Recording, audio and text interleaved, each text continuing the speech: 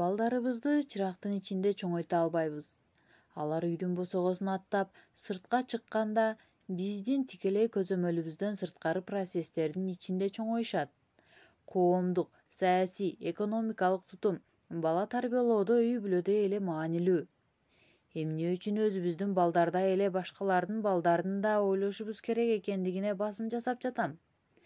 Анткени балдарыбыздын келечегин башка балдардын келечегинен бөлүп элестетүүгө болбойт.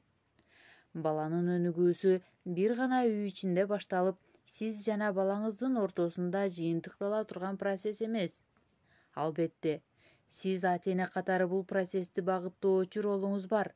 Бирок аңгемени бир гана өзүңүз жазууга киришсеңиз, каш коем деп көз чыгарып алуу коркунучу өтө жогору.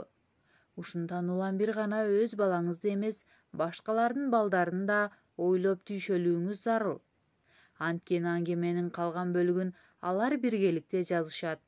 Бир күн келип, балдарыбыз уядан учканда, ал балдар менен биргеликте жаңы жашоого карай канат кагышат.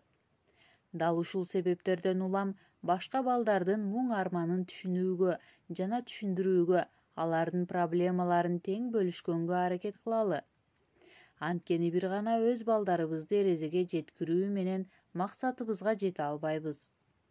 Биз жашап турган коомду, дүйнөнү дагы ойлоп түйшөлүүбүз зарыл.